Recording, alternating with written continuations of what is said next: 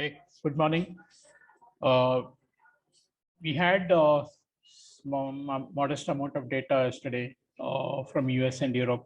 US ISM manufacturing came better than expected, well above the 50 mark that divides between expansion and contraction. Importantly, the prices paid component shot up again, further confirming the rising inflationary pressures. Fed meet starts today, and the result of the committee's decision will be published tomorrow at 11:30 p.m. IST. European data was somewhat weaker. German retail sales came much weaker than expected, but the market ignored it as the drop was due to impact of supply chain constraints. Euro, in fact, rallied back above 1.16, confirming our view that the drop last Friday was more a function of a month-end dollar demand. Euro stock 600 hit a new all-time high yesterday and looks like it has started a new bull run. This can support Euro as global investors can diversify funds from regions where the valuations are high.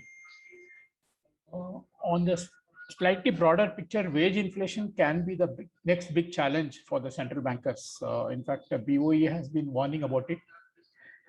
It says that in a world where you don't have many workers looking for jobs and vacancies are at high levels, that is the sort of thing where the central bank starts thinking that this is going to stoke wage pressures. So we have BOE meeting also day after tomorrow, and I mean, it won't be a surprise if they hike the rate as well on Thursday.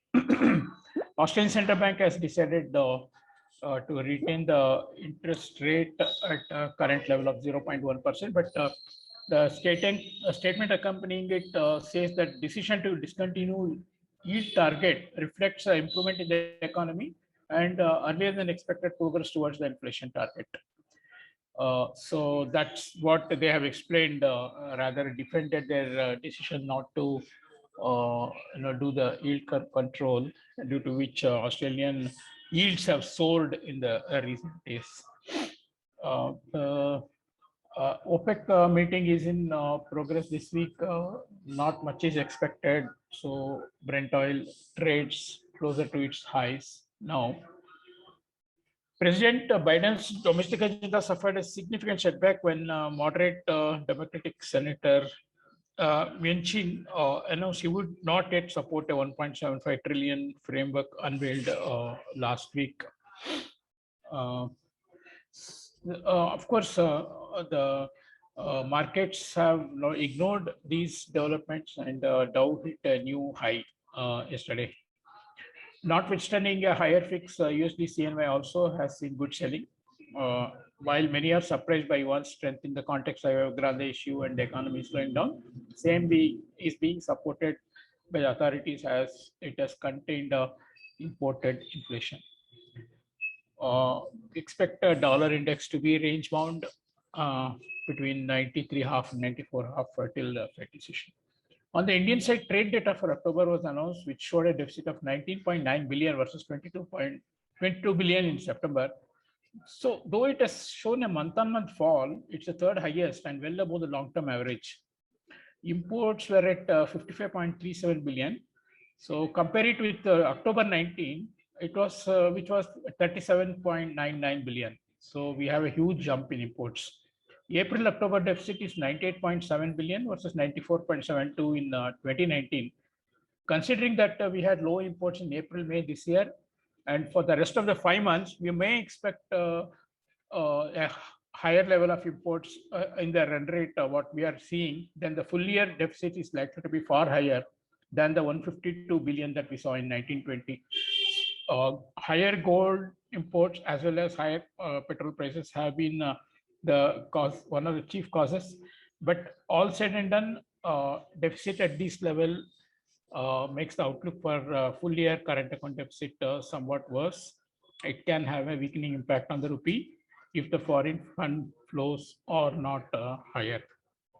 Of course, being a short week and many events ahead, like Fed meeting, BOE, and non-farm payroll on Friday, expect a rupee to be still range bound for the rest of the sessions, and it should trade between 74.75 and 75.05. Thank you. Thanks, Jairam. This is Pankaj from Almasis Consulting. India is stepping forward on climate changes and promised to reach net zero emission target by 2070, and that's the big one.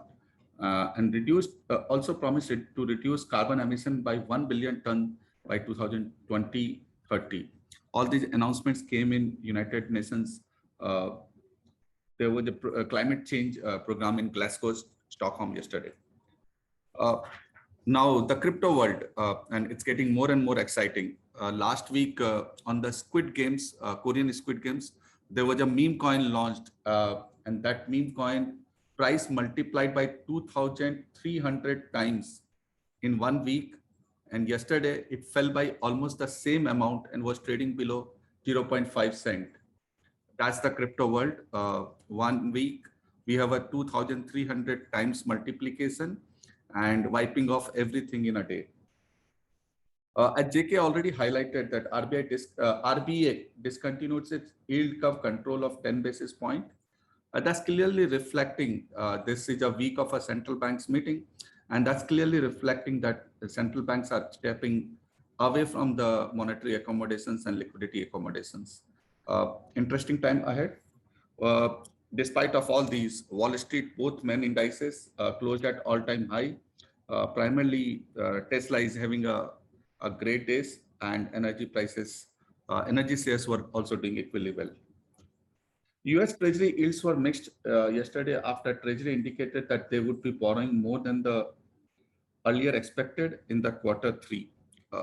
So let's see, in the next quarter. Coming back to India, India has collected second highest GST collection during the month of October, and that number is 1.3 trillion INR, which clearly reflects an improving economy. Indian bond yields were mixed yesterday and awaiting outcome of all central banks meeting, which is scheduled for this week. Thank you.